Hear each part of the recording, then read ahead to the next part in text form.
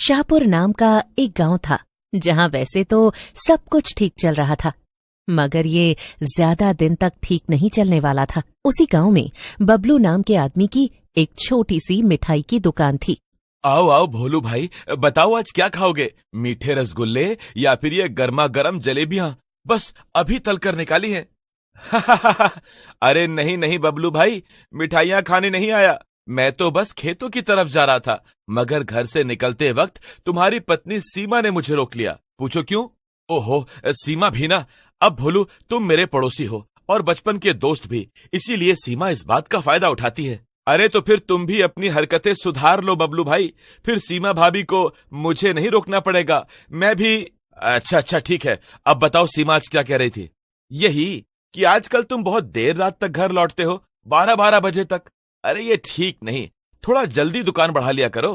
ओहो, अब क्या बताऊं, आजकल काम ज्यादा है ना। चलो मैं कोशिश करूंगा। हाँ भाई, फिर मैं चलता हूं। अरे रुको, जलेबी तो खाते जाओ। ठीक है, लाओ खिलाई दो। मिठाई खाकर भोलू चला जाता है और बबलू अपने काम में लग जाता है। बबलू काम में इतना व्यस्त था कि उसे समय का पता ही नहीं चला। करीब 12 बजे उसने अपनी दुकान बढ़ाई और घर जाने के लिए निकलने लगा, मगर तभी उसे एक आवाज सुनाई देती है।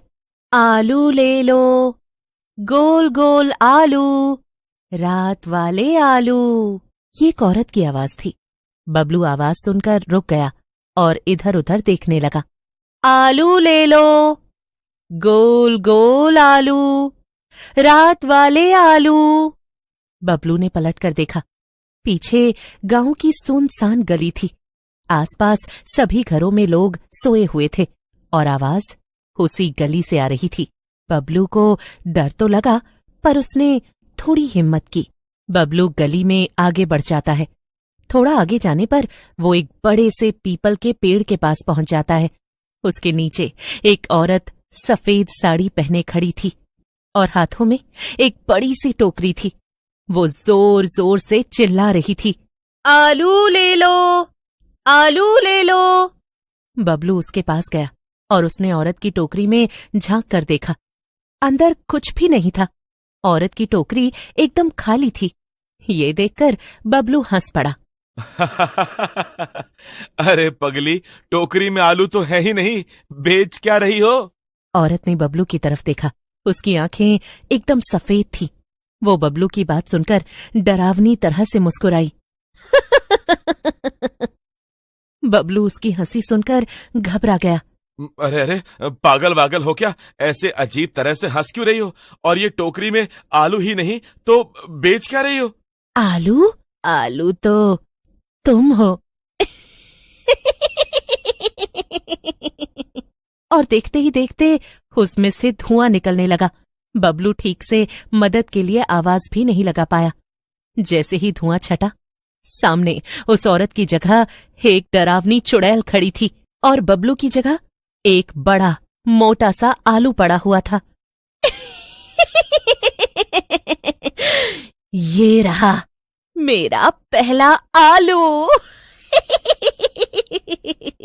चुड़ैल उस आलू को उठाकर अपनी टोकरी में रख लेती है और फिर से औरत के रूप में आकर आवाज लगाने लगती है।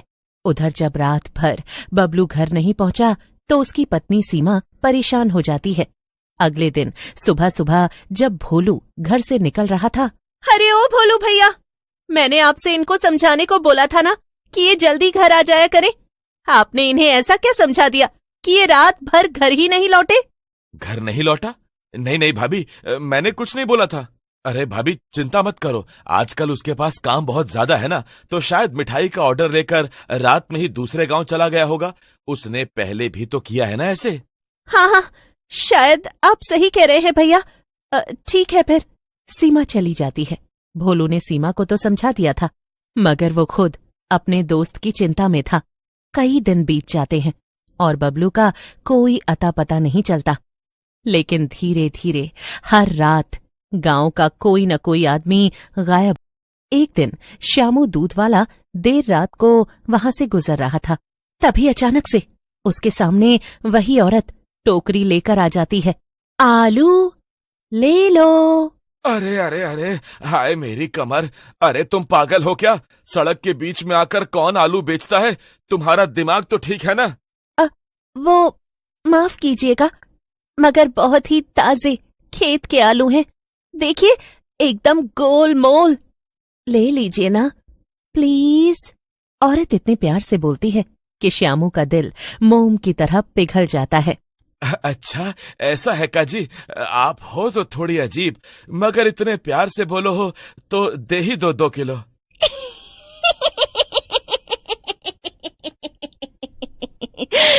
एक और बकरा फंस गया। अगले दिन सुबह सुबह लोगों ने देखा कि श्यामू की साइकिल और दूध जमीन पर पड़ा हुआ था। सब समझ गए कि ये कोई दूसरा ही मामला है। कोई है जो लोगों को गायब कर रहा है। इसीलिए लोग 7 बजे के बाद घर से निकलना ही बंद कर देते हैं। लेकिन एक रात पास के कस्बे से एक पति पत्नी बाइक पर लौट रहे थे। उन्हें इस चुड़ैल के बारे में कुछ नहीं पता था। आलू ले लो। अरे अरे अरे, बाइक रोको जी। अरे देखा नहीं क्या? पीछे उस औरत ने बड़ी ही मीठी आवाज में बोला, आलू ले लो। उसके आलू भी बड़े अच्छे दिख रहे थे। चलो ना, आलू ले लेते हैं। अरे बस 2 मिनट रुक जाओ ना, 2 मिनट में कौन सी बड़ी आफत आ जाएगी। औरत सड़क के किनारे खड़ी थी। उसके सिर पर पल्लू था और हाथ में टोकरी। टोकरी में बड़े बड़े गोल गोल आलू रखे थे। अरे वाह, कितने ताजे आलू हैं। देखा जी, मैंने कहा था ना। मोहन को उस औरत को देखकर कुछ अजीब लग रहा था। अचानक धुआं उठा, हवा तेज चलने लगी। कुसुम की आवाज निकलने से पहले ही वो खड़ी खड़ी गोल आलू बन गई। ये सब देखकर तो मोहन की आंखें फटी की फटी रह गईं। औरत चुड़ैल में बदल गई और उसने वो आलू उठाकर टोकरी में डाल लिया। मोहन डर के मारे जान बचाकर भागने लगा। उसने जल्दी से बाइक स्टार्ट की और वहां से 9-2-11 हो गया। अरे कहाँ जा रहे हो? आलू तो ले लो। सुबह होते ही वो गांव पहुंचा और सबको सब सच बता दिया। लोग पहले तो विश्वास नहीं कर पाए, लेकिन जब उसने सब कुछ रो रो कर बताया तो सब डर गए। मोहन भोलू और सीमा को अपना आइडिया बता देता है। वो बताता है कि चुड़ैल की ताकत उसकी टोकरी में है। अगर टोकरी टूट गई तो जादू भी टूट जाएगा। उसी रात वो तीनों दबे पांव जाते हैं और पहले से ही पीपल के पेड़ के पीछे छिप जाते हैं। आधी रात होते ही चुड़ैल वहां औरत के रूप में आ जाती है। उसके हाथ में टोकरी थी। आलू ले लो, आलू ले लो, खेत का ताजा आलू। मोहन पीछे से दौड़ता है और उस औरत को जोर से धक्का दे देता है। वो जमीन पर गिर जाती है और उसके सारे आलू टोकरी में से निकलकर जमीन पर गिर जाते हैं। आह! तेरी इतनी हिम्मत! अभी बताती हूँ तुझे। औरत अपने असली रूप में आ जाती है।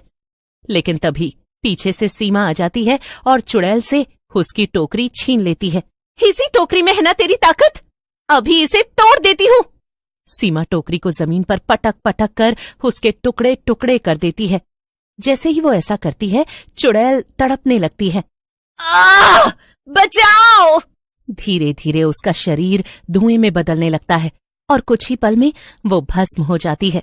चुड़ैल के भस्म होते ही सारे आलू फिर से इंसान में बदल जाते हैं।